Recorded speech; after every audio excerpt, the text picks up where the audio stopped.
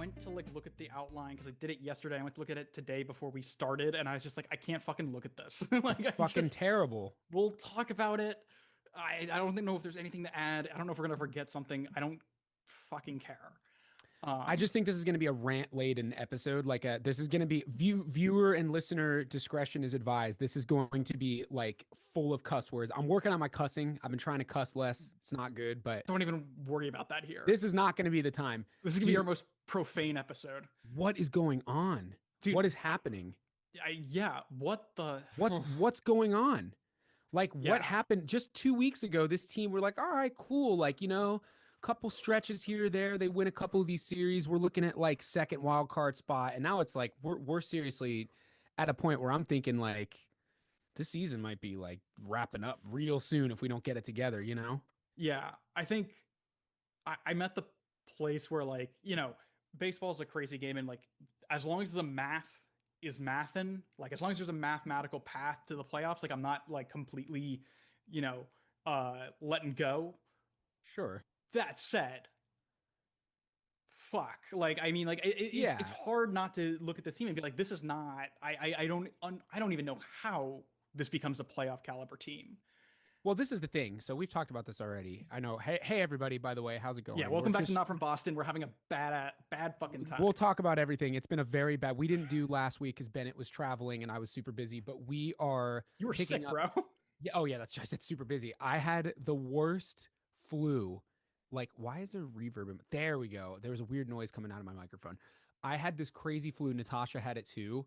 Dude, we were like out for 10 plus days. Like, I was like sleeping all day, crazy ass mucus. Like, I had fever, chills. I went to the doctor, I had like a 101 fever, and I was like, okay, so I have COVID or something. He's like, nah, it's not COVID. It's not strep. I was like, what is this? And he goes, I don't know. So dude, doctors keep telling you that. It's fucking crazy. I went everyone who doesn't know, I went to the hospital last year in December, and Bennett came to visit me in the hospital, and I was there. I was really sick. I had like chest pain, all this crazy stuff, and I thought it was like a COVID rebound and all this stuff. And the doctor literally was like, "Yeah, I don't know. Like, sucks." Yeah. Like, I was like, "What the? Give me an answer, man." But yeah, so we're okay now. But we were seriously like, Natasha never gets sick, and she was out cold. Like, that's crazy. I've never seen her get sick like that. Yeah, she's so fun. She's so good about like. She's on top of her health. Yeah, she's like taking vitamins and eats well, but she's got those Serbian genes too. They never get sick, but she was wiped out worse than me. So, but anyway, and obviously you were traveling east, and we missed quite a lot. This is just a serious, frustrating period. I cannot believe the conversation that we ended our last. I went back and listened to the end of the last episode when we were talking before the interview. Where we left it versus where we are now, it's like it could not have gone worse. It was like this was a team that we've been teetering on at 500 for a while, and it was just like, okay, we just need these things to go right to kind of push us in the right direction.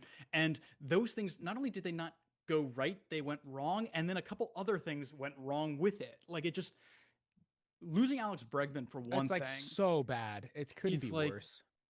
We haven't won a game since he went out with a right quad strain. He'll be out for a couple of months, it looks like. Yeah, 2 months. They said it's similar to 2021, where he had the same right quad strain. He was out for about 2.5 months. It's just, really as of recording, we're 27-31. We've lost 5 in a row. I guess like we're losing games, dude, that we're winning in the 9th inning. We're losing games where we're up by 1 or 2 runs in the 9th inning, and like, there's Willier makes an error in right field, and then all of a sudden, like, what the hell? Dude, the base running is so bad again. Like, all of a sudden, it's like all the strikeouts. They had a game with 16 strikeouts this week. Like, all those little bad habits that, like, 2 weeks ago were like, hey, they're starting to turn it around. We're stealing bases. We're hitting the ball more. It's like, nah, just kidding. The only players who are playing quality baseball are Jarren Duran, Rafi Devers, Garrett Crochet, and Carlos Narvaez. Yeah, everybody else is up and down, but yeah, everybody else is struggling bad. Even I mean, Willier had a home run, so I guess like, but he's been in the middle. Yeah, but this whole it is crazy that at the beginning of the year we looked at this Red Sox lineup and we were like, this is a good lineup. This is a strong lineup. We're looking at the lineup for today's game, and it's like it's a AAA lineup for the most part. I mean, we called up Marcelo Meyer, who we've been waiting to call up for a while. And it's like, that's something that should have been big and exciting because it's like, this is a prospect we've been following since like 2020, for years, 2021. Years. It went, I mean, it didn't go under the radar. We all knew he came up, but it was like, great, man. But like, this team still. Yeah, the team blows. Like, sucks. It doesn't matter. Yeah, it doesn't matter if he comes up. He's been good. He's actually been one of the better players. Yeah. But at the same time, I mean, it's just so funny. I'm like, what did I write in the outline? I'm like, fuck the outline. Like, we're just all over the place today. Yeah. There is so much about this team. Every time I think about the things that this team is doing wrong, new things come up. I think really succinctly, and also as a way to catch up any listener who is like not been watching Red Sox games but listens to us. I mean, for one thing, Joe? Our bullpen sucks. Our bullpen cannot close the door on any game where we're in the lead because they have to pitch for half the game. They're exhausted. Because our rotation, unless their name is Garrett Crochet, none of our starting pitchers can go more than 4 innings, or 5 innings. I want to jump into that first. I know in the outline we have an order of things, but I want to jump into that go first. For it. Whose fault is that? Because today, Bayo was doing pretty well. He was at 77 pitches, and they pulled him out with a guy on third, 2 outs, 4 and 2/3 into the game innings. And I was like, look, it's a 1-run game. We were up by 1 run at that point. I would rather he gives up a base hit, gives up the run, fucking clears the bases, whatever, and then he goes out for the 5th inning and finishes, or 6th inning, and finishes 6. He was only at 77 pitches, and he was pitching pretty well. But no. Then we go in and we use Bernardino, and then Bernardino pitches, and then we got to go in and use Hendricks, and then we got to go in and use, I don't even remember who was pitching I was just so like over it. Like, I think there's a part of me that's like, Cora's got to lengthen the leash, dude. I mean, at a certain point, you have to let your guys get out of danger because we're talking about playoffs. We're like, well, we're only 4.5 games out of the wild card. The math is still mathing. We can win a bunch of series. We can still, and look, I'm like trying to be optimistic. We can still turn around. I'm not here saying the season's dead. That's ridiculous. But what are we going to do if and when we get to the playoffs? I've said this before.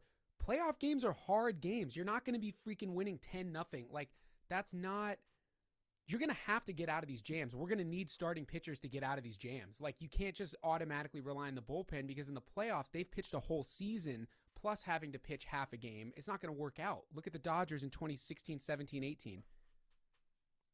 Yeah. Can't do it. I think, kind of to brief, I'm going to loop back around on what you said, but I'm going to finish the thought I had before, which was, our starting pitchers, like our rotation cannot on a daily basis, unless they're Crochet, cannot go more than 4 or 5 innings. Right. But it also doesn't matter how good they are because we are not scoring any runs at all. No. We are anemic offensively. Like, we are offensively like very anemic. To bring this back to what you're saying of like, whose fault is this? I think it is a combo of the coaching staff and the front office, because this is a thing where they work, like, game planning is a thing that happens, like, that's a back and forth between those two entities these days, especially with the Red Sox. I think the problem is that, Andrew Bailey, the pitching coach, and Pete Fazio, the hitting coach, and Cora, they all have come into this season with Breslow's approval of like, this is the strategy, this is how the Red Sox are going to play baseball, and we're going to like, we think that this is what's going to work. Yeah. And we aren't going to change the strategy. We aren't going to adapt at a game-to-game basis because this was the strategy. Like, we are locked in on okay, this starting pitcher he's getting the batting order for the 3rd time. He's seeing batters for the 3rd time. That's bad. Pull him. Doesn't matter if we're in the 4th inning. Doesn't matter if he's thrown 80 pitches. Yeah. We're going to pull him. We're going to bring in the bullpen. Even if the day before you used every single guy in your bullpen. It is, they are not developing. They're not good at playing games on the fly. and or adapting to what's happening in front of them. We're like, but this is the plan. This was the plan when we started this game, and we're going to stick to this plan until the game ends. Yeah, well, you don't win baseball games on plans. It just doesn't work. Like, yeah, and to your point, more often than not, playoff games are close games. They're one-run games. This team sucks at one-run games. Yeah, we've lost like almost every one. Bro, we're like 6-15, I think. That's 6 insane. and 14. Our extra inning, how many games have we won in extra innings? We've had a couple walk-offs, but like, I don't know how many we've won in extras. We probably won like 3 out of like 9 attempts. I mean, it's insane. Like, it's like all of a sudden, as soon as that ghost runner goes on second, everyone forgets how to hit. And we'll get into this at some point. You know how I feel about crapping all over players. I don't believe on shitting on players. I don't think it's a good idea. But like, it seems to me that every time we have a big moment in extra innings, it ends up being Trevor Story hitting. And I'm like, no. It's like, Trevor Story or it's Connor Wong. Like, why? Why can't it be like Devers or like we don't have Bregman. Where's Narvaez up as the leadoff hitter? But it's because those guys all get hits and the back end of our lineup doesn't hit. Yeah, I think Trevor Story would admit that Trevor Story sucks right now. Dude, he's really scuttling bad. But I mean, it's like, and we'll talk more about that. But I don't think Trevor Story might be sucking right now. But it is not his fault that he is in the lineup every day. No, hitting cleanup. Definitely not. Definitely not. It is. I mean, truly, whether. It doesn't matter whether we want to be competitive and make the playoffs. It doesn't matter if we're punting on this season. It makes zero sense to have an offense floundering this bad and not call up Roman Anthony. It's crazy. Like, just and while letting someone like Trevor Story hit, it's only hurting the team. There's nothing good about this. Did you see, like, he literally hit a freaking piss missile in the minors the other day, like 116 off the bat? Like, that's the definition of a piss missile. That's crazy. It's like, what I mean, it's a stupid worry, but I'm worried that he's gonna be great. He's gonna have his prime down in Worcester. Yeah. I mean, like, we just bring him up. Like, at this point too, like, Cedon had a good game today, but like, he's not hitting. Cedon's not hitting. Cedon's not hitting at all. Like, he was 3 for 4 today, 3 for 5 today, but like, yeah, he's hovering around like a 600 OPS with like a 220 batting average. Him and Trevor Story are hitting the same. Like, shake it up, bro. Put Duran in center and stick Roman Anthony out and left. Like, just, it's time to shake it up because we lost Bregman and he's not coming back until late July, August. I mean, yeah. The only silver lining with that, I hate to say it, he's probably going to not opt out now because he's missed so much time. I think people will think it's a risk, you know? Yeah, or he might be like, wow, you guys suck without me. I'm out of here. Suck at running a baseball team. Yeah. So the thing is, like, excuse me. I actually think that the pitching would look the pitching could be doing exactly the same thing as it's been doing, but it would look a lot less terrible if we were actually scoring runs. Like, if our offense, like, so what I'm trying to say is, if everyone was hitting like they're supposed to, because we know how good these guys can be. We know that this can be a really good lineup. Right. If everyone was playing even close, like halfway to their best from where they are now, this team is scoring enough runs to win some of these games. Yeah. So the thing is, like, yes, we do need to help the pitching. We also need to change how like Cora and Brett and Bailey need to change how they approach the usage of their starters and their bullpen. But that is not going to make as big a difference as fixing the offense, as driving in runs. That's what's going to get us out of this. Yeah. Is an offense. That's just it, plain and simple. I think so. At this point, it's fucking ridiculous, man. I mean, they just there's like 5 or 4 guys in the lineup that are just like an automatic out. Yeah. Like, automatic out. Like, and again, I agree with you. It's not Story's fault that he's stuck in where he is right now, but like, I have like he actually got a hit today, ironically enough, but I have like no confidence in him right now. And that's not, I don't mean that as like, I will never have confidence in him again. Just right now, he's really, really struggling. And it's like you deserve to have a guy that can jump in and say, "Hey, man, we're going to give you a week off. Hit the cages. Get with Fatsy. Like, let's figure it out."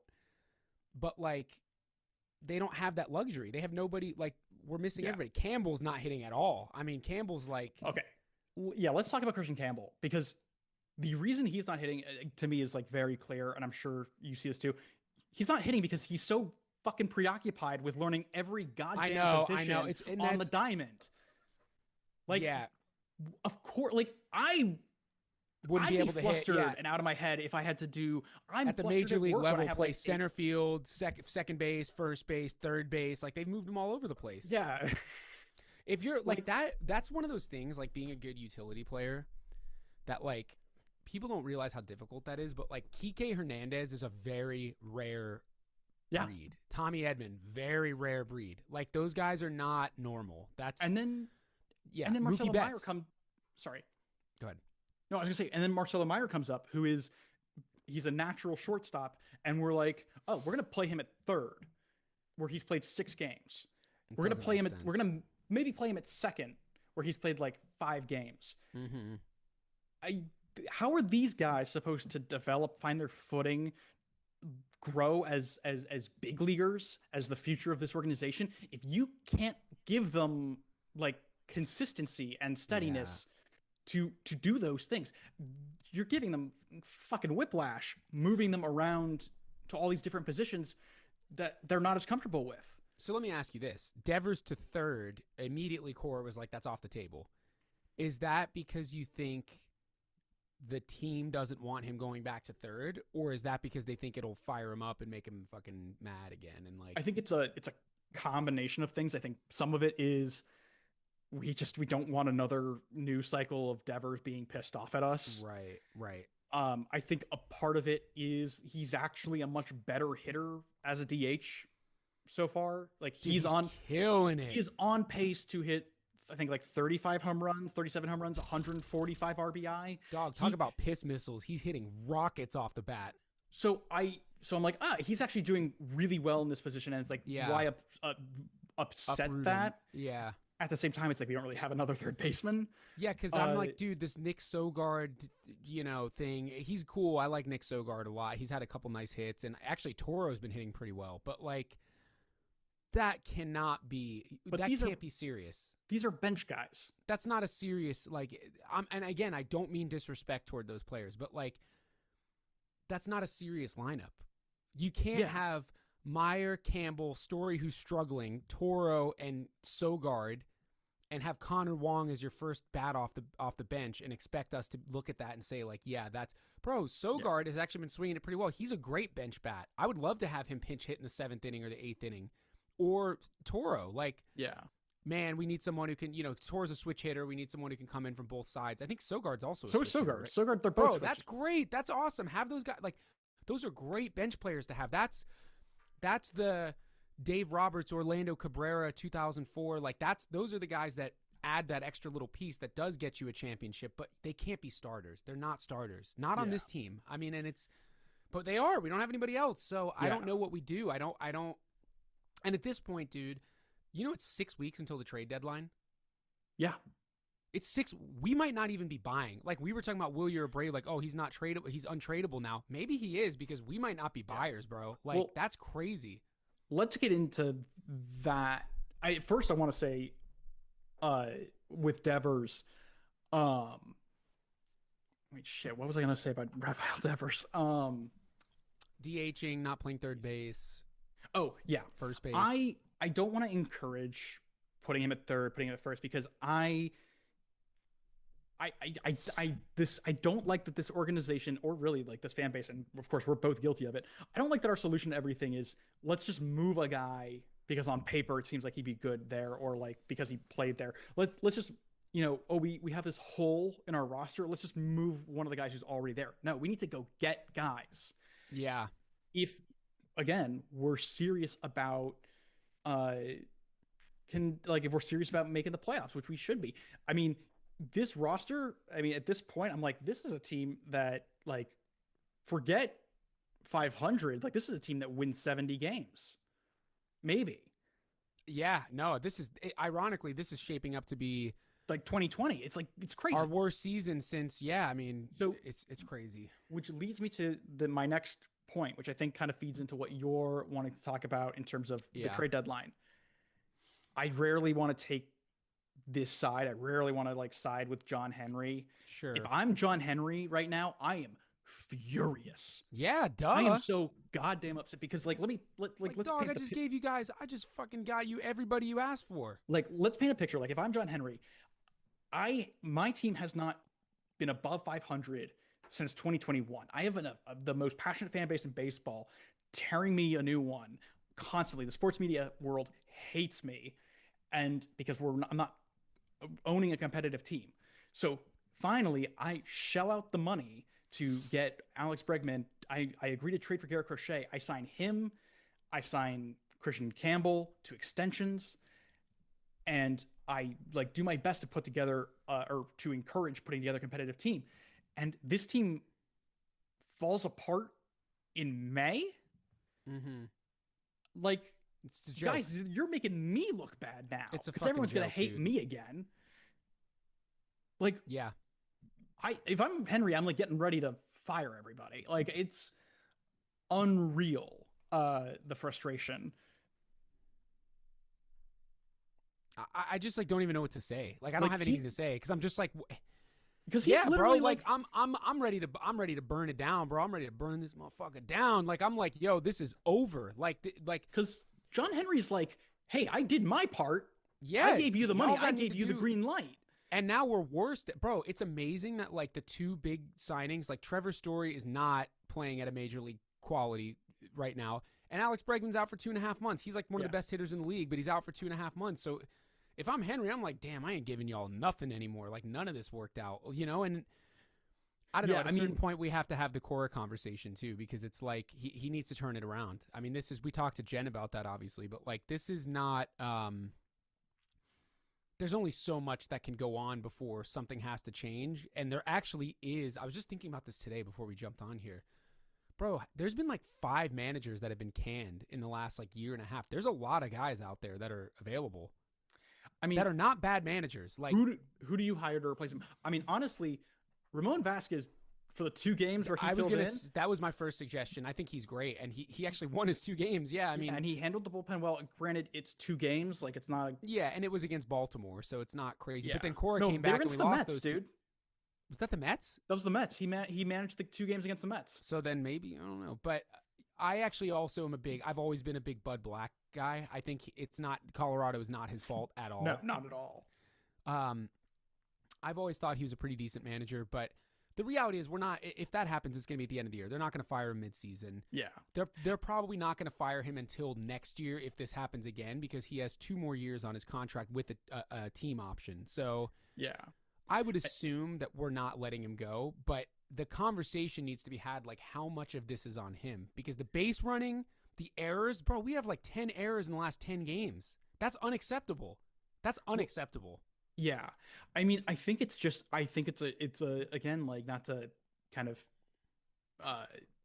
be a broken record, but I think it's a combo of things. It's a combo of, like, Cora's making mind-boggling decisions in terms of his leash for pitchers, his use of the bullpen, his moving players around the field like they're, puzzle pieces. Yeah. It is also very much on Breslow for not giving him the tools that he needs to build a competitive team. Sure. Like, both of them are, I mean, I don't know if they're equally responsible, but they're both responsible to a degree. Just from everything I've heard about the Breslow front office, like, it kind of sounds like there is a disconnect, almost where it's like, is the front office treating this team like they're playing the show? Like, they're not thinking about the actual fact that, like, these are human people that aren't just super flexible to whatever agenda you have. Right, which is hilarious because we went from Chaim Bloom, who, like, 2 years ago, remember the reports that were like, he's really indecisive and, like, he doesn't pull the trigger quick enough and, like, he doesn't know how to make decisions, like, to, like, this situation where, it's like a video game. It's like, okay, cool, you're off first base now, bye. Like, it's like, dude, what the hell? Like, that ain't gonna work, man. You gotta figure that shit out. Which is funny because Breslow does have what Chaim Bloom lacks in terms of like he will pull the trigger on a deal if he thinks it'll make the team better. He'll make a blockbuster move. He's not. Yeah. He's made some good deals. He made some good trades. He's made some good like he does a lot of his job well. He's a good GM. He's done a good job. He's done a good job. But I don't know if he's because this is not a good team. The thing is, I think it is a good team. That's the thing that's weird is it is a good, like, obviously there's a great quote from the, it's not the comeback, it's the Major League Baseball World Series film from 2004, which I have on DVD and I've watched a million times. Yeah, but there's a great quote. Yeah, of course you are. There's a great quote from Kevin Millar where he says, "We have a great team on paper, but good teams aren't built on paper." And that is the reality of this situation. Is this is a very good team on paper. This is a very good team. Like, if Bregman's healthy, even with Story playing poorly, like that one move, if we get Roman Anthony up here and we have Campbell, Meyer, Anthony, like all fighting for playing time, that's a very, very good team on paper. I mean, I know we shat on him earlier in the season, but because, you know, he is who he is, but like Chapman's been really good. Yeah, I mean, that was a big move. Like Chapman's he's only blowing games because he's exhausted. He's pitching every day. Like that's not what he's 100 miles an hour. You're not supposed to throw every day. That's why everyone in the bullpen is the way they're right now. It's not their fault they're pitching at all every day. It's. But that's what I mean. Like this is a very good team individually. Like the guys we had. This is a team that you would put together on like Diamond Dynasty in the show, and you'd be like, damn, I'm about to smoke fools. Like, but they're not. There's something in the nucleus of the team. I don't know if it's a lack of leadership. I don't know what it is, but like watching Cedon today round second base, not even look at the third base coach. I don't know if you were watching the game, but he a ball got hit. I think he was on first base and I think it was Duran. Duran singled into right field and there was a guy on first and second. Cedon's on first. Who hits right before Cedon? Today. We had kind of a weird Narvaez? No, it was Wong. Wong today. Yeah. So Wong's on second base. Wong runs to third base. It's clearly like no one's scoring on this ball. Like it was smoked. It was hit like 110 off the bat right to the right fielder, who Sal Frelick is a Gold Glover, so you're not running on him. Cedon just puts his head down and runs straight through second, runs to third base, and like you could see the third base coach like stop, and he just keeps going. And he fucking gets thrown out at third. I'm like, what are you doing? I forget what is going on. I forget where it was. Like, I forget what the instance was in the game, but Cedon did something the other day, and they cut to Cora, and Cora was flabbergasted. Yeah, bro, that's what I'm saying. I don't know whose fault it is, but something is going on. I think Rafaela, and initially there was a report a couple of weeks ago that the Red Sox were unhappy with Rafaela because he swings at the first pitch. Swings at the first pitch. Yeah, and initially, like, the assistant hitting coach responded to that. I saw this. Like, yeah, I saw and I was like, even I was like, well, that's kind of bullshit. He's warming up anyway, and like this seems vague. I'm like, Cedon Rafaela, I think, to me, has issues following instructions. Yeah, has issues sticking with the game plan. He's just really thinking about, like, he's not thinking beyond, I think, himself. That's an assumption. I might be wrong about that, but that's how it he's looks. Always guilty of this shit. Like, dude, I couldn't believe what I was watching. It's like, bro, we had 1 out, bases loaded. Like, you just ran us out of the inning, man. Yeah. You have Devers coming up with the bases loaded. What the fuck are you doing? Like, put your head up and look at the freaking coach. Like, stop being a jackass. Yeah. I think it's a combo of, like, of players trying too hard to turn this around. Like, yeah, they're like, I'm going to do this. I have to, like, put the team on my back. Yeah. Yeah, I have to win, or, you know, putting too much pressure on themselves and working too hard to win games, which is a funny thing to say. It's a combo of, like, Cora having, I think, poor leadership and or not really being able to adapt as things happen. Yeah. And it's Breslow's fault for also not building a roster with greater depth or treating this situation with greater urgency. Mm-hmm. Yeah. I mean, like, what they're doing to Roman Anthony in terms of, like, they're clearly manipulating his service time. Of course. Oh, duh. Which, yeah. For those of you who don't, like, really know what service time is, like, they're holding Roman Anthony in AAA so that when they call him up here, he doesn't accrue enough service time to get to count toward, like, a whole year, so that they can have, like, basically 7 years of Roman Anthony instead of 6.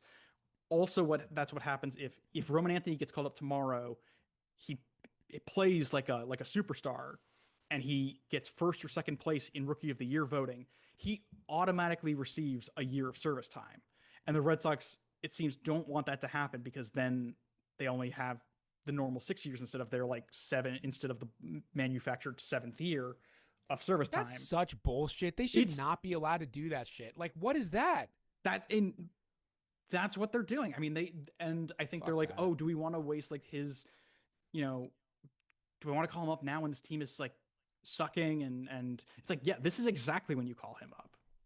Because I genuinely think that this Red Sox team, like based on what we saw in spring training, like this is a team that really loved to be around each other, really bonded, really clicked. The big three were super popular with the new guys. Yeah, they were. And since the season started, they've been kind of a family, like separated, and they need to get back together, I think, to like let that vibe kind of restore itself. It sounds really stupid, but like that's how baseball is. No, I mean it is, dude. It is. Like if you're on any team and you're all pumped up to be with each other and stuff, you're gonna win games. Yeah. You're definitely gonna win games, dude. The thing is, like, I'd also just rather watch the big three cook and have a good time and lose fucking 90 games. Does Cedon sit? Is that what the move is? I think they're not putting Anthony at first, and they're not DHing him. They've already said that. No, Cedon sits.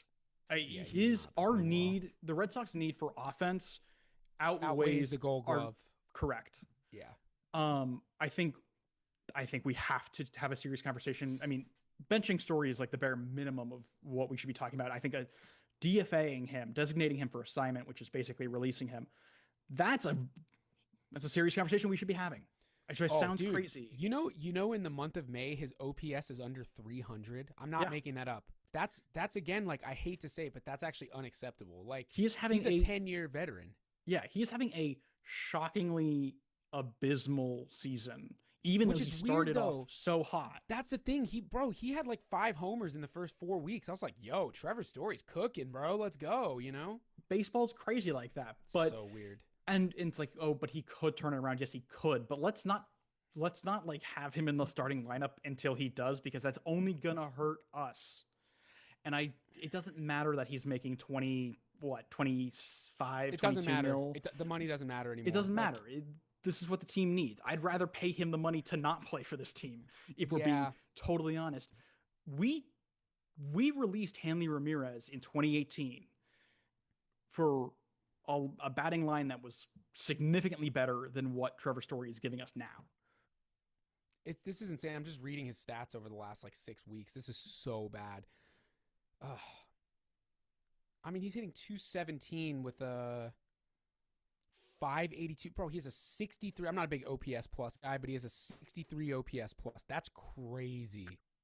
And here's the thing. I don't actually think there's anyone in the minor league system who can play. I mean, Marcelo Meyer should move to short when Story's not there. That's just easy. In terms of third, in terms of second or first, the other infield spots, like we don't have a minor leaguer who I think is ready for that. I think Blaze Jordan is tearing up the ball in Double-A, but he needs to play Triple-A first. No, he has to play Triple-A. He's not going to be a Juan Soto. He's got to play Triple-A. To plug those holes, we need to make trades. We just if we're serious about being in October, which like we can still be. I think it's really important to remember where the Detroit Tigers were, even at the trade. They were sub 500 at the trade deadline. Yep. And they made they had 52. They were 52 and 57 at the trade deadline. They ended the season with 86 wins. Atlanta Braves 2021, terrible fucking team, and they made it. They won the World Series. Like, yeah, and they did it those two teams did it in two different ways. The Tigers, they sold. They sold. I mean, they traded Jack Flaherty. They traded Marcana. The Braves, and they promoted their prospects. The Braves did it kind of the other way. They just made big trades for they picked up Jock Peterson. Yeah. So Red Sox pick a path. Yeah, anything's possible. I mean, the 2004 team was a 500 team until August. They were like a different 500 team. They were a 500 team, but they were always a couple of games over 500. They were never under 500 like this. Yeah, that's true. I just think 500 is 500, though. Like, it's still early enough where, like, a couple... I still stand by what I said. A good stretch of 2 weeks, you got to have 2 of them to get to the playoffs, and you got to have 3 of them to win a championship. And we're looking at, like, we're going to have 2 of them if we're going to get to the playoffs at this point. But this has been bad. And the irony, I know we have it in our outline here, the irony of this whole last 2 weeks is the team that we beat up on was the fucking Mets.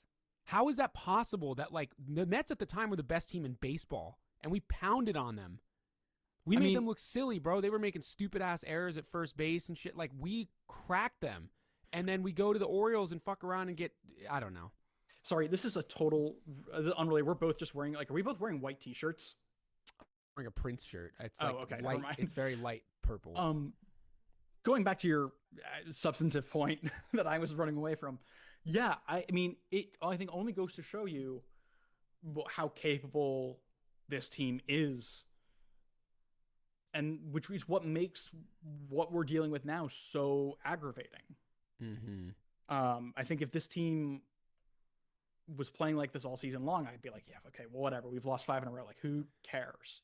But no, we know that this team can compete. We know that they can do it because most of them did it last year, and we are a better team than we were this year, and we've played better baseball.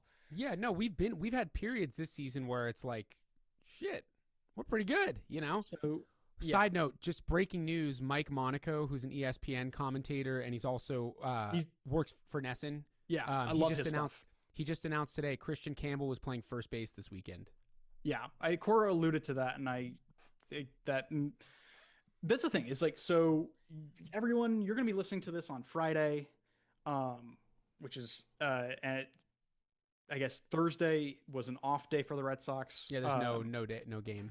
But I mean, I hope that we are recording this now, and on Thursday there's some breaking news that we have to like either re-record or just like we just didn't get. Like, Thursday should be a day where moves are made, where players come up or go down. It'd be a great time to bring Roman Anthony up. Yeah, you would think now's the time. A change has to be made. We can't, like, the momentum cannot, like, this cannot be the energy we go to Atlanta with. No, Atlanta's a good ass team now too. They look good. Like, they've turned it around compared to where they started. I think they're a good team. I know the NL East is super good, but the Braves are 25-28. Really? Yeah. Wow. I was just checking in on them like a week ago, and they were above 500. Like, they're like us. They're like us. The same as us. Yeah. Underachieving. So, yeah. So those are games that, like, we should fight hard to win because, dude, the thing that kills me is the Orioles series, man. That killed me. Like, Jesus. Like, come on, dude. It also just, I mean, part of it was also, I think it really hurt us to have those rain delays. Yeah, and to have a doubleheader that turned into a one game and then have a second doubleheader the next day that you weren't planning for.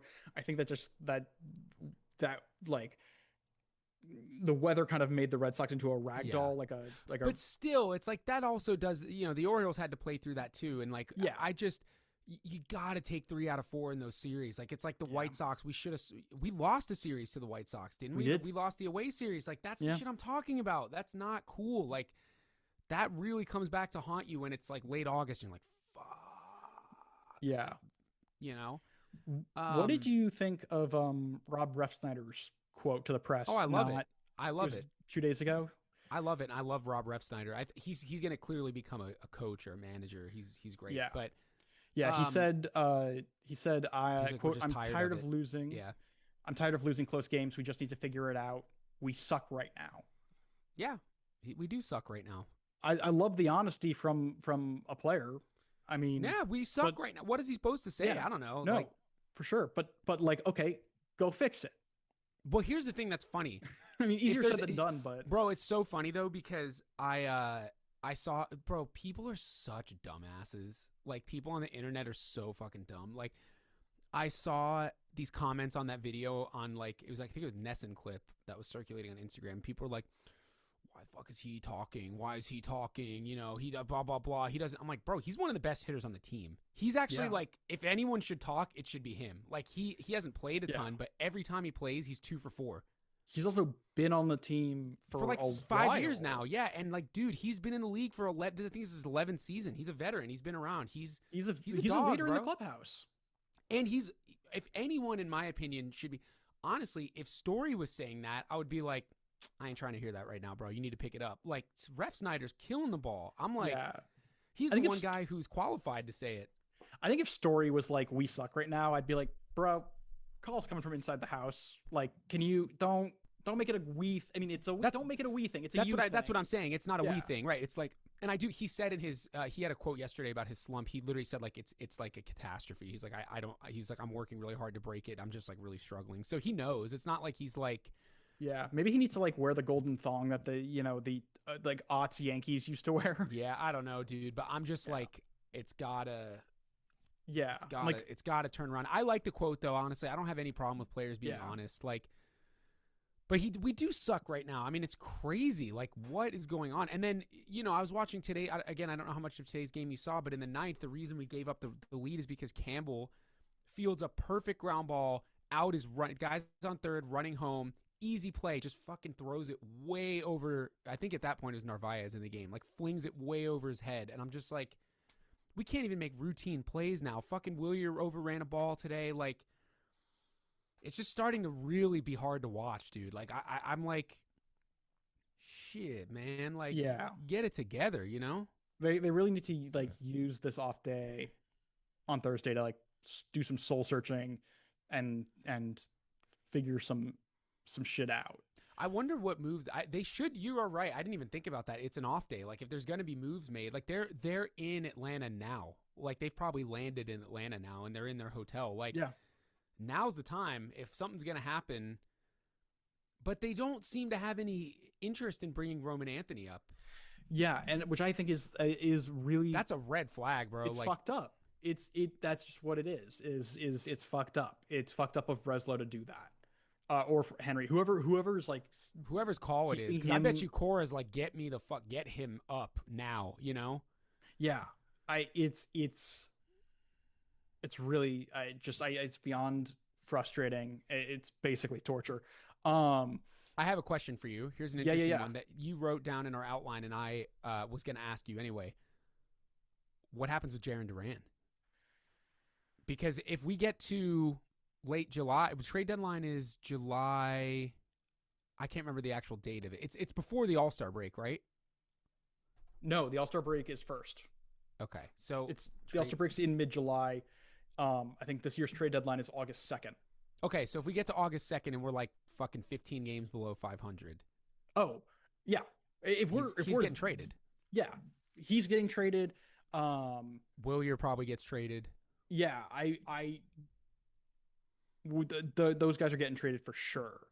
I still think, I think Duran is an important guy to this team. I think he's an important guy in the clubhouse. Yeah, I agree. He's, despite being in the league for only about 5 years, he is like a veteran in the context of this Red Sox team that is young as hell. But that said, I think there's value in moving him because it opens the door for Anthony. If we insist on having Rafael play center, which I don't think is the right move, but whatever. The right move, yeah. But also, like, if Duran continues to play well, like he is, if he continues to do what he did last year and really heat up, we could get a nice return for that. I mean, the Padres are looking for a left fielder. Yeah. If I'm Craig Breslow, I'm like, that actually is like, hey, AJ Preller, like, let's stay in touch. Let's circle back at the end of July because you have a good farm system and I have a a left fielder. Yeah. I just think it's like sad that we're even having this conversation, but it is something that I've thought about. Like, holy shit, he might end up getting traded. I'll also say this. Duran has not long for the Boston Red Sox. Like, he is not going to stay in this uniform long. He has a 2-year deal. Yeah. And I think because of... He's also 28. He's not old, but he's one of the older guys. We have a very young team. I mean, he's one of the older guys. When he hits free agency at, I think, 31 or 32, he's not going to have the payday that he, I think, probably deserves, or like that he would get if he were a free agent now. Yeah. I don't think he's going to stay in Boston. Between Roman Anthony and the password, who is moshing in AAA as well. Dude, right now. He's so sick. Joe Stinson, he's so sick. Duran is somebody that I think the Red Sox, like, as soon as the time is right, they're not going to really think twice about cutting him loose. And that's just the reality of it. I think that's, Jarren Duran is not going to be a career Boston Red Sox. And I think it's a matter of when and not if he leaves. Yeah. So I guess he would be first on the block. It's just, I think he'd go. So here's the thing. I think he'd go. I think Chapman would get traded if we are doing poorly. What's Chapman's contract? 1 year? 1 year. Oh, yeah. He's gone then. Yeah. He's gone. Justin Wilson. Well, I don't know if Wilson has like that much value because he's 37. Bro, well, Chapman's 38. But I think Chapman and Duran are like the two that I'm like, those guys are gone if we're playing like this through June and July. Here's what I'm saying. We get to July. We suck. We just fucking throw the bathwater out and we go get Paul Skeens. Just fucking... Just trade give Roman them whoever the fuck they want. Give them Roman Anthony. Give them fucking Marcelo Meyer. Just be like, okay, cool, whatever. Here, who do you want? Here you go. Here's a list of like 30 people. Take them. I forget where I saw this. He's going to get traded. He's getting traded for sure. I forget where I saw this, but someone said it really sucks for baseball that like we have a pitcher as remarkable as Paul Skeens that everyone's talking about, and the conversation around him is who is he going to get traded to? Not, oh, this is the ace of the Pittsburgh Pirates for the next 15 years. Yeah, no, there's no fucking way he's staying with them. Versus in like football where it's like, okay, that quarterback's your quarterback for like, for the most part, yeah. But so the Pirates aren't. I mean, this isn't a Pirates pod, but they're not serious. Like they're not a serious ball club. They're not a serious team. Come on. Yeah. No disrespect. I have a bunch of friends who are Pirates fans because they're like a historic team, but like they're not serious. No, come on. The Pirates fans, like the city of Pittsburgh, deserves to have Paul Skeens be a career Pirate. They have good fans, dude. I like Pirates fans. They're great. Pittsburgh fans, period, for all their sports. And I hate the Penguins, but they're great fans, dude. They love their fucking teams. They're loyal fans. They're not as serious. I think they have Ben Cherington as their GM. Yeah, and Bob Nutting, stupid name, as their owner. I'm not kidding. His name is Bob Nutting. Bob Nutting. It's a trash. It's not a trash organization. It's a great organization led by trash people. And it sucks because Paul Skeens, I think, should stay in Pittsburgh. I swear to God, if the Dodgers or the Yankees or the Mets pick him up, I don't know what I'm going to do. But I'm going to be very upset. Better get ready for it. That's probably what'll end up happening. But yeah, anyway, I don't know. I don't know what else you want to talk about. I mean, this has just been like such an excruciating week. I think two things before we move on to MLB, other MLB stuff. One being, let me just ask you, I guess in your mind, would you rather the Red Sox punt on 2025 or make whatever trades or moves they have to make to salvage this season? It's so funny because the last few seasons, even 22, when we started pretty well, when we first signed Trevor Story, I was like, oh man, we're going to be good this year.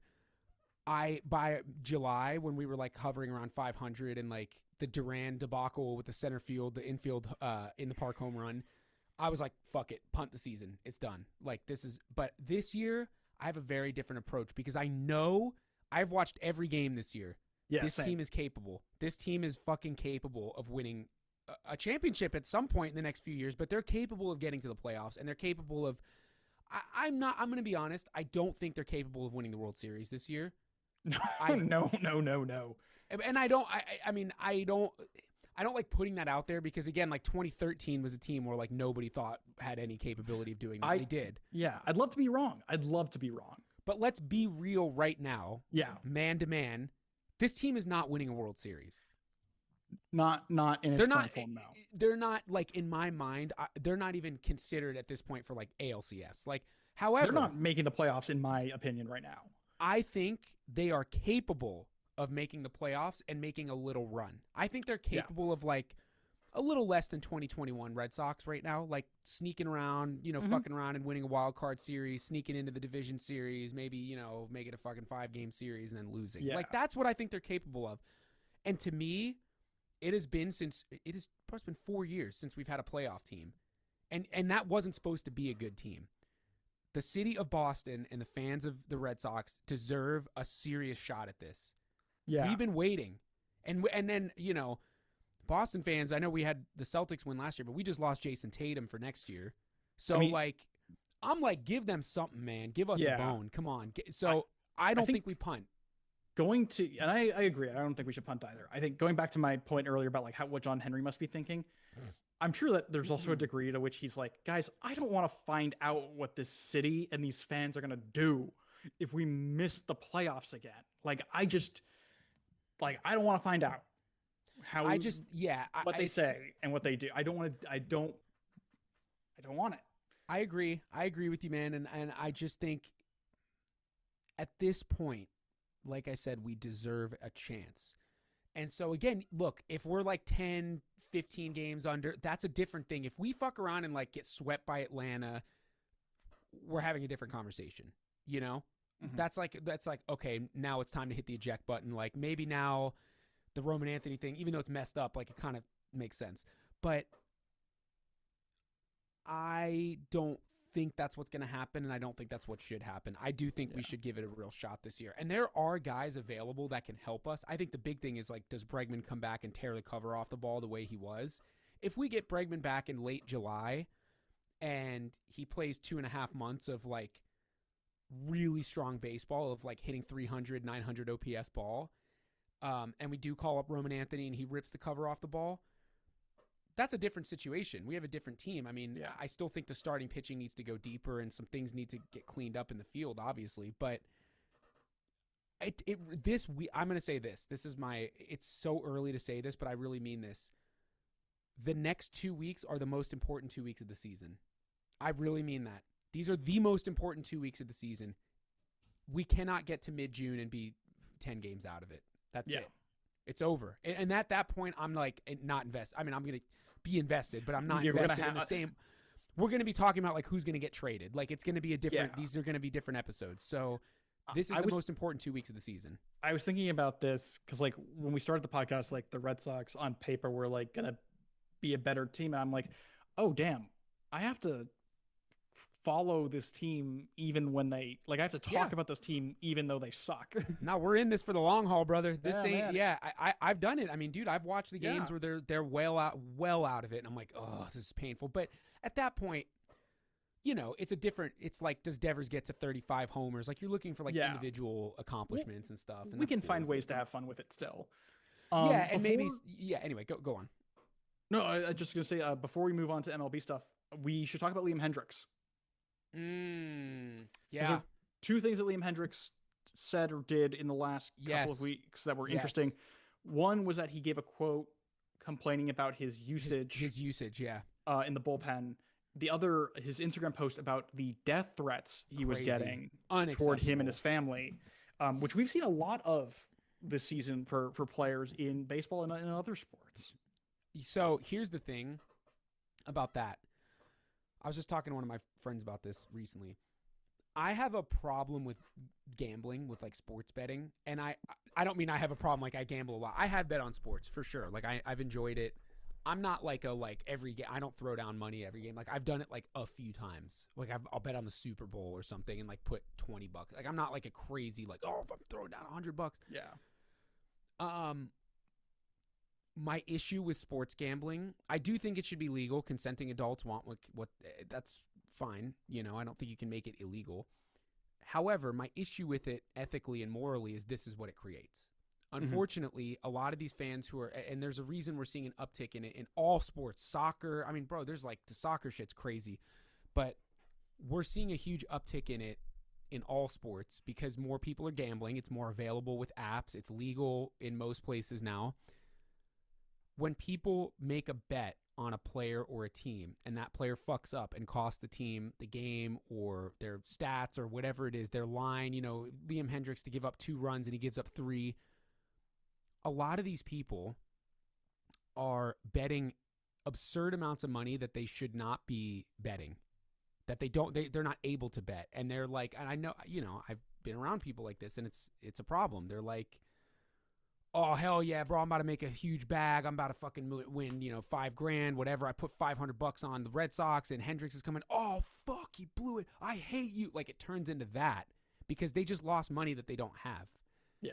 I actually think this is a direct, we'll say correlation, but it's directly correlated with the uptick in sports betting. And again, I'm not saying it should be illegal. I've done it before. I've enjoyed sports betting. I've gone to Vegas and put down plenty of bets and had a good time. But like little $10 bets here that are nothing crazy. Like when you're betting thousands of dollars that you don't have, and this is what happens, like that's when the death threats come in, because you're viewing this player as like, you just fucked up my life. Like I owe $500 because of you. And it's like, well, no, you owe $500 because you placed a shitty bet, That's just my 2 cents on it. Obviously, the other side of this is the death threats is like unacceptable. Like if you call yourself a fan of sports and you behave that way, you need to really look in the mirror and you need to reevaluate a lot of things, because you should not be ever threatening anybody at all, period, let alone someone that you claim to be a fan of. That's just so disgusting. And these were Red Sox fans. Like that's gross. What is wrong with you? Yeah. Like I couldn't have said it better myself. Yeah, guys, he's throwing a fucking cork ball wrapped in leather. Like, really? And we're yarn gonna threaten him like for your entertainment, and like that's what you're gonna like. Stupid. It's and his kids and his wife. Like that's crazy. You if you do that, when I see people in the stand doing that, I yell at them. Like I'm like, yo, like knock it off. Stop acting like a child. It's awful. Mm-hmm. It's awful. Kind of separating that from his other quote, what did you think of his quote about usage? I was kind of pissed at him for that. I was too. Look, he hasn't been that good. And I love Liam Hendricks. I'm a big fan. Like, obviously, we talked about it with Jen. Like, my wife is Australian, and I've always rooted for him because of that. And I think his story's amazing. He's a fighter. He's a grinder. I've always been a huge fan. But, like, you can't complain about usage when you're out there blowing leads. Like, it's not a good look. It's like if Story were coming out and being like, they should be hitting me clean up. I don't know. That's why I'm not hitting well. Big bro, shut up. Like, you're hitting like crap. So, like, what are you talking about? Yeah. I don't know. What do you think? That's just my opinion. I feel kind of similarly. Like, I think it's like, dude, you're not really like, again, you're kind of a veteran at this point. Like, you should know, like, not to, I mean, you've earned the right to say stuff to the media, but like, I don't think that was appropriate, especially when you are having a difficult season. I understand his point about like, maybe it's like, if he was used more, he'd pitch better. Like, I do understand that is the case for some pitchers. Like, it takes them time to kind of build up. But that's an if. And it's just like, hey man, I understand your frustration, like, cause you want to pitch, obviously. I get that. I respect that. But look, right now, like, we're trying to hold the season together. That's what I was about to say. We need to win games right now. And it doesn't matter. Yeah. And right now it's, it's a bit of a liability to put Liam Hendricks on the mound, and that's just what it is. And we need to win ball games right now. Like I said, this next 2 weeks is very crucial. We need to win games. I do not want to see him. And again, don't anybody take this as on par with threatening or being like, I love that guy. I hope everything is great with him. But I don't want to see him in the ninth inning of a game right now. I don't want to see him in a close game because I don't have faith that he can shut it down right now. Yeah, I think I mean really I do think that it's not crazy to say, like, listen, this is contingent, of course, on the Red Sox scoring runs, which is a big if, but it's like, yeah, let's save Liam Hendricks for when we have a lead where we can afford to lose a run or two. Even then, I'm like, I don't love that, but like, where there's a cushion for him to work with to get more comfortable to, or against a low scoring team, a team let's not put the game on the line. He should still pitch, but like, let's not put the game on the line for him. No, we have 3 guys off the top of my head that I would rather use over him, and that's how it has to be right now. And again, baseball's a crazy game. By August, we could be looking at a very different, like, dang, Hendricks is the 8th inning guy now. He's shut down. He's locking it down. We don't know, but right now, same as Trevor Story, he could go on a freaking tear and just start ripping the cover off the ball. And we could be like, damn, Story needs to be back in the cleanup spot. We don't know. But right now, this is what we're looking at, and we need to win games. Yeah. The last thing I'll say before we move on to other MLB stuff is nothing would make me happier than to watch this back in August and be like, those two were so worried for nothing. Yeah. Like nothing would make me happier than that. No, I hope that I sound stupid in August. Yeah. And people look back and they're like, man, those guys were tripping. But yeah, that's all I hope for. Look, Boston fans, we're emotional. We are. And we're not even from there. No, although I did live there for a long time, and I went to a lot of games there, and it's an emotional breed, man. It's Red Sox fans. It's like in our DNA. I mean, it's a great thing about. I think for being like a passionate sports fan, period. It's. I think it's kind of great that sports can make someone like that emotional. It can obviously, as we've seen with Liam Hendricks, it can be also a very bad thing. But when you're not, threatening death to people, like the emotional attachment to sports is like one of, I think, the best things, one of the best experiences. Dude, I was just talking about this. Like, I'll go quick and then we should jump in MLB. But it's so funny because, like, I was talking to my wife about this. Male friendship has such an advantage because of sports. That's Bro, really that's a good point. I swear to God, the most emotional conversations I've had, you included, with like my best male friends, start with sports. Like, you're just like, yo, come over for the Red Sox game, and then it's like you're watching the game, and you're like, yo, how's it going, man? Oh man, I'm really struggling. Oh man, how can I help you? Can we do? And then it's like it gets into this deep conversation. You're like, shit, we were just watching a Red Sox game. It's so funny. So anyway, I agree. I just think the emotion behind sports and what it means to people is fantastic. I think it's so awesome. But as far as the death threats and stuff go, just to put a bow on that you can't let it get that deep. No. That's ridiculous, and you need to look yourself in the mirror. So anyway, let's go to MLB because there's a lot of cool stuff happening. Okay, yeah. So in the midst of the Red Sox having the time that we've been having, I missed that the Rays all of a sudden are in second place. Bro, they're cooking. I think they're like what? They've won 7 out of their last 10. Yeah, 7 out of 10. Crazy. I mean, that's literally all I have to say about that. That's nuts. That's the team that I least expected to be good. Yeah. Something that was not in this outline, but I do want to mention is Trevor May, former relief pitcher. Yeah. Is obviously on YouTube. I love his YouTube channel. Yeah. He just put out a new video about how the strike zone has shrunk. This is something that The Athletic had reported on, I think, like a month ago, but his breakdown of it was like fantastic. Huh. Basically, MLB and the umpires like agreed to shrink the strike zone to make the buffer zone smaller. The buffer zone being the space around the strike zone, for the in the wake of like ABS coming. They didn't tell the players. Wait, what? They didn't tell the players that the metrics, like the measurement of like the strike zone. So this year, umpires are calling a tighter strike zone. I don't know if you've noticed. No, I have not noticed. That's not what I've seen at all. But I don't know. I feel like a lot of the balls that should have been strikes are balls that were out. Like, what am I trying to say?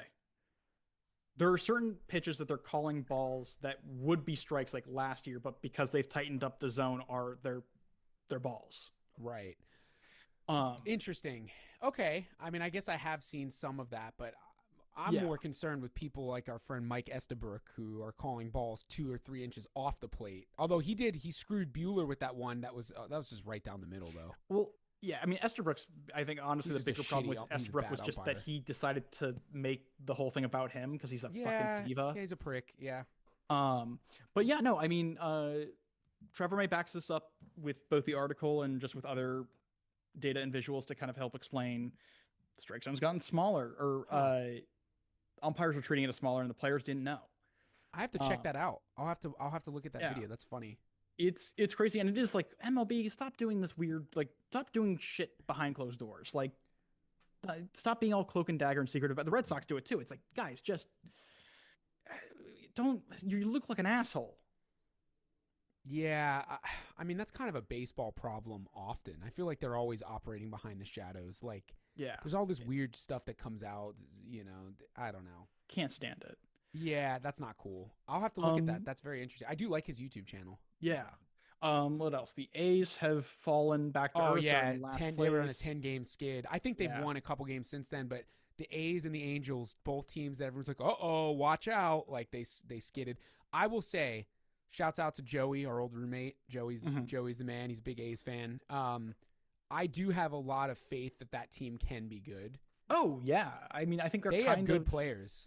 They're not quite like us, but there's a similarity in terms of they're young. They have a lot of guys that have come up through their system. They've got they picked up Severino, who's not bad. Yeah. Like, he's, he can still twirl it. So I'm okay with, I don't think they were ever going to be in contention this year, but I do like that team. I think in the next 4 years, we're going to see them be competitive. I don't love their stadium, but no, me neither. I don't think they like it either. I was talking to Joey about it, and he was like, yeah, I finally went to the stadium. I was like, how was it? And he's like, I didn't like it. Like, yeah, no, of course not. Yeah.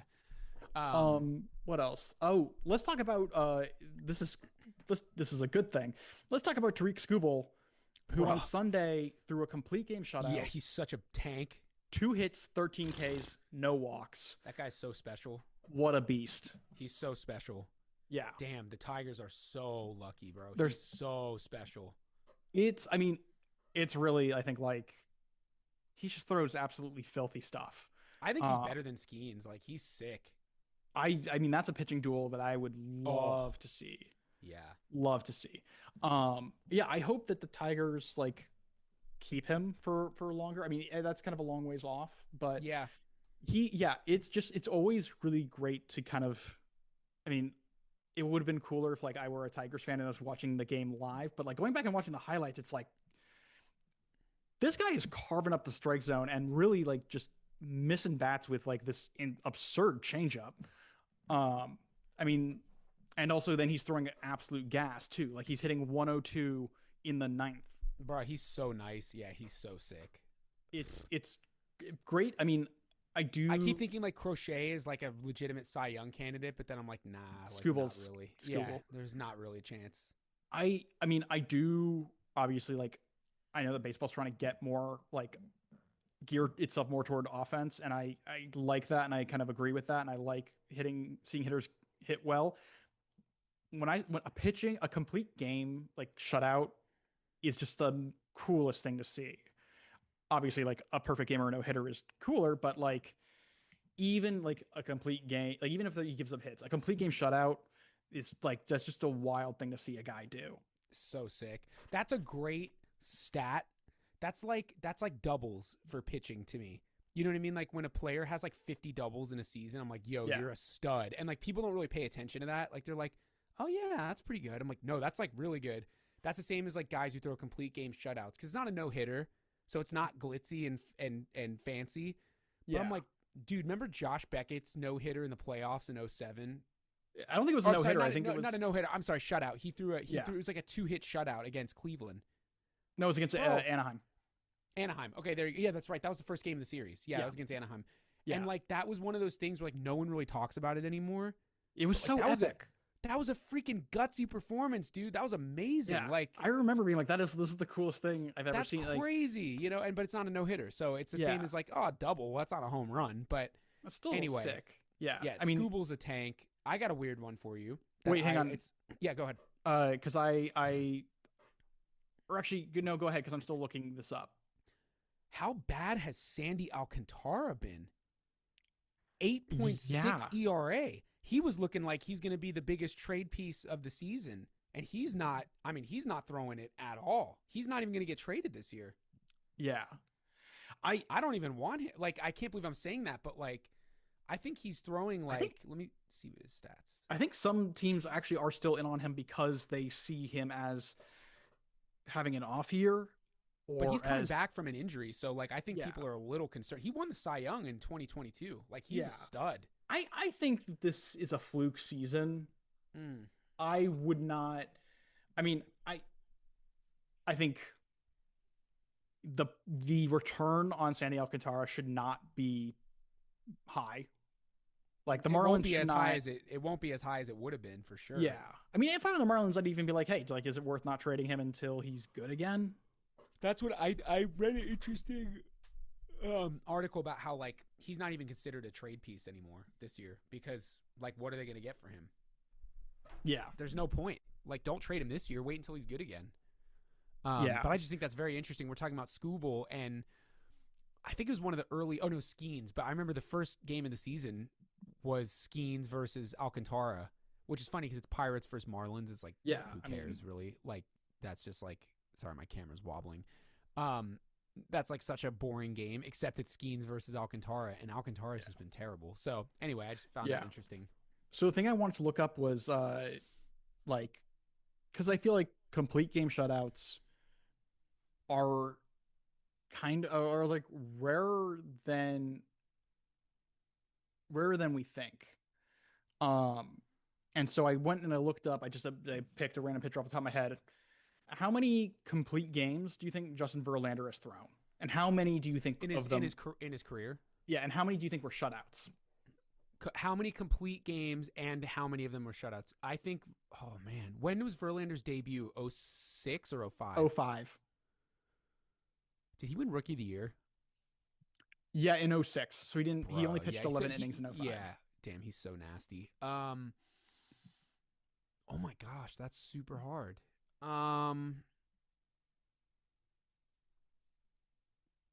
Fuck. I'm gonna go maybe lower than I initially would have. I'm gonna say 10 complete games. I'm gonna say only 2 of them are shutouts. Wow, you actually did I get it right? No, you're under. I mean, you're under by a lot. 26 complete games. That's unreal, bro. That's a crazy stat. That's 9 insane. shutouts. Damn. He has a no-hitter, right? Or maybe he doesn't. I actually don't think he... No, wait, I think he does. I feel like he has 1 with Detroit. I think he threw a no-hitter. He has 3. Damn. Yeah, in 07, 2011, and 2019. Yeah, 07 is the one I remember. 2 of them were against the Blue Jays. Oh, yeah, he did have one in 2019 with Houston. Yeah. I forgot about that. Yeah, it's also funny to think that, like, I mean, I thought, like, I'm like, Verlander's like 40, like, how like good can he be? And then in 2022, he wins the fucking Cy Young Award. Crazy. I'm looking at this now. Yeah, his ass is nasty. Yeah, I mean, bro, that's a crazy stat though. Complete games are such a sick stat, like especially for new age pitchers. You know, back in the 50s and 60s, like those guys were throwing they were throwing all 9 innings every 4 days. Like, yeah. Actually, I'm wondering now how many Pedro's thrown. I'm going to guess high then. I'm going to guess like in the 30s, 35, 36. I'm going to guess 34. 34 is my favorite number, so 34. 46. What the hell? Pedro has 46 complete games? Yeah. How many complete game shutouts do you think, though? He has a lot. I'm sure he has a lot. 25. 17. But still. Wow. Okay, that's a lot, still a dude. lot. It's a great stat. Shutouts are a great stat. They just don't have, I mean, you know, the sad thing about baseball right now is like, we're not going to see anybody get 300 wins again. Like, we might not see 3,000 strikeouts anytime soon. Like, these guys, they don't get work the same way they used to. It's too bad. Yeah. Which is a shame because, I mean, that's what was entertaining. I think if Paul Skeens was like, if he wanted to throw a complete game and no one was going to stop him, he would. Yeah. No, I think that's true. I think it's probably the same as like we've talked about with like Crochet has a much longer leash. Like he can kind of get away with what he wants. All right, real quick, the O'Neill Cruz. O'Neill Cruz hit a ball at 123 miles per hour off the bat. It is the fastest home run. I think it's the fastest hit, but I know it's the fastest home run in the StatCast era. Fastest hit. That is insane. The video, if you guys haven't watched it, just go look up O'Neill Cruz 123 miles per hour. It literally goes out in like 2 seconds. Like he cracks it and it's gone. It's in the Allegheny. If I were in the stands there, I'd be so scared. I can't even, I would just be like, what the hell just happened? Like that's I wouldn't even have time to react. I'd just be like, oh shit, Crazy. There's a ball here. Talk about someone else. Go ahead. I was going to say, talk about someone else who gets traded by the Pirates at some point. Although I think he has a big contract with them. Does he? I thought he had an extension. I might be wrong. He's not that. I don't think he's that great though. If I'm being honest, he hasn't like they thought he was going to be like Ellie, and he hasn't been as. He good. Just hits the ball hard. He hits the ball hard as shit, and he throws super hard. He has like a crazy arm, but he's not a good fielder. He's on league minimum. Oh wow, okay, so he'll get traded. Yeah, I mean they're gonna clean house. Pirates are gonna pirate. It's good to see Acuna back. Oh yeah, hit a home run in his first pitch. Pretty cool. Which is I mean, of course he did. Yeah. I mean, he's a stud. I think that's going to really help them a lot. I think they don't. Is Strider back yet or no? He got hurt again. About to be. I think he came back and then got hurt again, but he's going to come back soon. So they'll be competitive. Obviously, he pitched the other day because he hit Bryce Harper. Right. Okay. So yeah, they'll be back. I mean, Atlanta's still going to be in the mix. Yeah. Bryce Harper actually might be out for a minute because I don't know if you saw that hit by pitch, but it was. I didn't. It was right on the elbow, like right here. Ooh, and you got to wear elbow guards, man. I need to get a pad for my elbow. It's like you don't want to get hit. It's not good. Harper had to leave the game. It was bad. That's tough. That's real tough.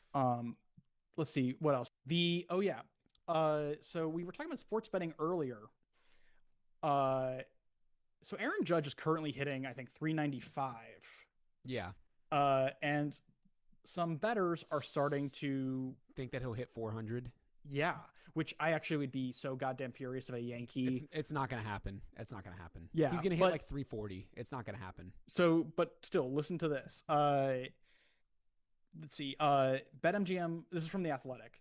BetMGM first posted a betting market on whether Judge would hit 400 back on May 2nd, with the opening odds at plus 25,000.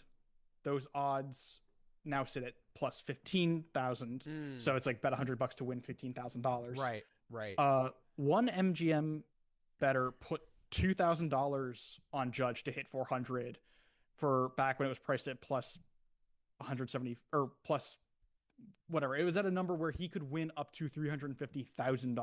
It's a good bet. I mean, he'll come close. I think he'll hit like 350, but he's not going to hit 400. I really do think that's never going to happen. And the reason is like, these guys are really good at making adjustments in the offseason. Like, he probably has watched a lot of film. He knows how he's going to get pitched. And also, these pitchers are really good at making adjustments in the middle of the season. So when he starts playing the same teams over and over again, he's not going to see the same stuff that he's been seeing. Yeah. I just think it's kind of going back to what you were saying about Hendricks. It's like, I worry about how people are going to respond when he doesn't do it. Yeah, someone will cuss him out and someone will say that, he cost them this and that. And it's crazy. But that's an unrealistic thing to be. Yeah. And honestly, look, obviously he's a Yankee, and I would be like, oh my God, they're gonna like rub this in our face forever. But I like Aaron Judge, dude. I really like him. He seems like a great guy. I like watching him play. I still laugh at the fact that he dropped that fly ball in center last year. But like, bro, like if I'm being honest with you, I copy his batting stance in my league because he's such a good hitter. He's got a great swing. He's got the best swing in the league. Be stupid to pretend he doesn't. I also just I think it is, it's one of those stats that we think is unbeatable. And it's like, hey, if we're actually going to talk about like someone breaking Ted Williams's record, like that is such a cool historic thing. Please don't ruin it with your fucking bets. Yeah, I know. Like, I just want to get out of here for the baseball moment. I just want to wagers, guys. This is history. Like be an adult. Be cool about it. But I will say, just like as a Red Sox fan, I do have an immense amount of respect for Aaron Judge. I was cheering for him to hit the 62nd home run. Like, I was totally stoked for him. I think, he seems like a great guy, and he represents the U.S. in the World Baseball Classic. Like, I can always get behind cheering for Aaron Judge in a non-Red Sox-Yankees contest. I hope he succeeds. I obviously kind of am like, I hope he doesn't get 400 because I want some hypothetical Red Sox player to get it someday. But or just he's nobody a stud, gets man. It. Yeah. But he's a stud. Do you want to wrap it up with Rose and Thorn? Yeah, I got some good ones. I bet. So my Thorn, I brought him up earlier, is Mike Estabrook. Yeah. That guy is unbelievably bad. He's and I don't have any problem going after the umpires because he has a huge ego. He made that whole game all about himself, and he's known for this. Did you know that he is the worst, literally in the league, now that Angel Hernandez is gone? He is the lowest rated ball and strike umpire. He averages an 86% accuracy rate. That's unacceptable. It's abysmal. If you go on like scorecards, I literally looked it up. It's like 86.7%. That's so bad. Sorry, go ahead. Go ahead. No, you got it. I was just gonna say, because when I saw Mike Estabrook's face on the broadcast, I was thinking, I'm like, we should play a new game on this podcast called Umpire or Cop. Yeah, literally. It's hard to tell the difference. They both wear blue. Dude, this is the thing is like, you shouldn't know an umpire's name. Yes. I don't want to know your name. Yeah. I don't want to know what you look like. You're the umpire. Yeah. Dude, the guy, the other day I brought up my rose with someone who had a perfect game umpire. I was like, yeah. Damn, I can't remember. Like, I don't even remember his name now. That's a good thing. I don't want to know your name, you know? Yeah. So that was my thorn. Wait, before you go to your rose, can I do my thorn? And sure, then please. Because I'm giving my thorn to another umpire. Oh, okay. Trip Gibson. During him. Mets-Dodgers game, I believe on Friday, I was watching it actually here in this room with my uncle. There was a runner, I forget who, Brett Beatty was on third. It was the Mets-Dodgers. Beatty was on third, and batter, I forget who it was, hits a fly ball to right field. Teoscar Hernandez catches the ball, throws home. Perfect throw from Teoscar. Catcher Will Smith tags Beatty, and it's clearly out, except Trip Gibson over at third says, no, obstruction. I saw this. Obstruction. He's safe. That was Go weird. to the replay. Because Max Muncy moved into Beatty's line of sight of ridiculous. Right field. Ridiculous. My uncle and I were sitting there. My uncle just goes like, that's total bullshit. Yeah. Like,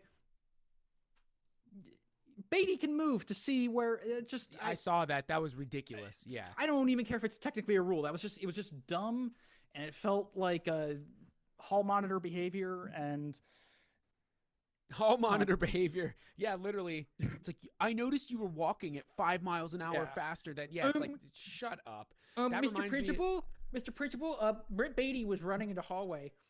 That's like the World Series game with the Nats and the Astros, where Trey Turner was like, quote unquote, running in the line down the first base, and they called him out. Like, that was just crazy shit. Like, what is this? Hated that. Man. So get a thorn, Trip. I'm anti-umpire. Like, I'm not anti-umpire, but like the umpires union, like, get it together, because these guys should not be umping games. Like, this is insane. It's amateur hour out here. All right, do your rose. My rose is a guy that needs a rose because he had a rough one. It's Ronnie Simon, second baseman, newly called up second baseman for the Miami Marlins. Oh. I believe he is Cuban. I think I saw like a brief clip of this on Twitter. I don't know what happened. Brutal. It was brutal. So I don't know where he's from, but he's new in the league. I think is his first year.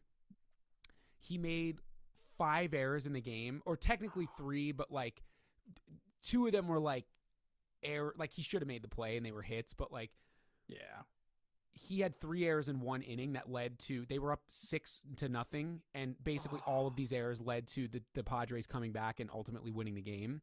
And this was his major league debut? No, he had already debuted, but this was like, he's only been up for a little bit, and he left the field crying. He left the field in tears.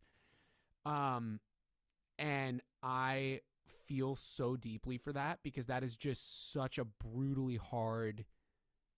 That is so hard to get through as a major leaguer, and I actually applaud him for like being emotional about it, because he means it. It means that he cares. Like I don't believe the whole "there's no crying and bait." Like, that's silly. That's a stupid like BS masculine bullshit. Mm-hmm. Like, that's stupid. But apparently a bunch of the Padres who they played against reached out to him and were like, hey man, it's going to be okay. Like, you're going to get through this. And that whole situation, even though it was really hard for him, it warmed my heart, because when he left the field in tears, a bunch of the coaches followed him down, and I'm sure they were comforting him in the locker room. And like, it just reminds us that like, these are human beings, you know what I mean? Like, they go through the emotions and they want to do well. These guys really want to do well. They want to be good for their fans, for their team. They want to do well for their families. They want to get paid so they can take care of their families. Like, and so my rose goes to him, just because, I really hope that he gets it together and comes back and has like a crazy week. I hope he hits a freaking nuke in his next game. Yeah, and I applaud the San Diego Padres for handling it well. I applaud the Marlins for handling it well. That's just really tough. But also, good on you for. It's okay to show the emotions and to bounce back from it. So hopefully he crushes it the next few games. Yeah, that's really lovely. I mean, I can't imagine like being in that position. It already like AAA to like a AAA park to a major league ballpark is like so different. It's night and day, and I can't imagine how overwhelmed he must have been, like just by the scale of it, and like to do like be there and also have to play baseball and accidents happen and like totally that I feel for him. That's sucks. That's really sweet of the Padres though to I read that like 3 different guys from the team reached out to him, were like, hey man, it's gonna be okay, like it's just a moment, like it'll be all right. And you love to see that. It's just good sportsmanship. Yeah, those are good guys. Yeah. Let's see, my rose, I would have to give it to. Wait, shit! I had something for this, and I'm forgetting. I mean, honestly, I am gonna give my rose to Tariq Skubal because I think I love a like dominant lights out pitching performance like that. I love a complete game shutout. It's like when I saw that like he had done that, I was like, oh, I forgot. Like, I haven't seen that in a while. Like, awesome. Like it's so cool to see a guy go 9 whole innings, strike out 13 guys. I mean, so crazy. Not a single walk. Like that is just talk about like precision. Like that's pitching right there. Yeah. No, it is. I mean, that's unreal. So, big ups to that guy. Hey, if you ever want to join the Red Sox, come on down, buddy. He's looking at us like, hell no, I'm not going over there. I mean, he's a stud. He's a beast. An absolute stud. As many people call Crochet, I mean, I think Tariq Skubal is an absolute pig. The AL, I will say, the AL's weak this year, which I'll leave it on this note before we sign off here, is at least the Red Sox have to cling to. Like, we're only 4.5 games out of the wild card because the AL sucks. So there's still a chance to turn around. But man, the AL has some pitching. Max Fried is a dog. Crochet is a dog. Skubal's a dog. Like, there's some serious guys that can twirl it in the American League. So anyway, that's a great pick. He's amazing. Real quick, did you see that DeGrom pitched a game and didn't strike anybody out for the first time in his career? Never heard of that. That's insane. I was like, that can't be true. He's been around for like a decade. He's been really good this year though, actually. Yeah. He's been back to, pretty close to his old self. But that's pretty unusual. I almost can't believe. Well, I think part of his approach coming back has been like for the sake of his elbow has been, I'm going to strike out less guys. Yeah, I think that's probably right. But I like how everyone's like, oh, he's mortal. He didn't strike anybody out, and he still went 6 innings with 2 earned runs. Like, he's still shoved. Like he's still a beast. Strikeouts are cool, but like, you know what's also cool? Not allowing any runs. Yeah, he's a tank, dude. He's been. I mean, this is his 12th year. He's gonna be one of those weird Hall of Fame guys who like didn't play for very long. Yeah, I mean, I don't think he'll get in. He won't be first ballot, I don't think, which is unfortunate because. Yeah, but he'll get in. Verlander will be first ballot. That's for Verlander better be unanimous. Quite honestly, yeah, he's unanimous. That's crazy. More people should get in unanimously. It's like crazy that's stupid. Only become a thing recently. Is Rivera the only one? Because Ichiro didn't get, which was also stupid. Come on, that's ridiculous. Like, who's and Jeter also didn't get in unanimously. Stupid. That's just like some idiot trying to like be smarter than everybody else. Ugh, God, that's so dumb. That's what we're supposed to be doing. Yeah. All right, guys. As always, Spotify, Apple Podcasts, YouTube. Subscribe to the Substack. Please like and write a review on any of the podcasting platforms that you listen to, because that actually does help us out a lot. And it does. We'll see you next week. Pray for the Red Sox, bro. We need help. Red Sox. We need help. Cool. Yeah. Hey, God, we haven't talked in a while, but can you help me with the Red Sox? Yeah, I talk to God all the time, and I'm still like, yo, man, what's up with the Red Sox? Anyway, all right. Thanks, guys. Peace.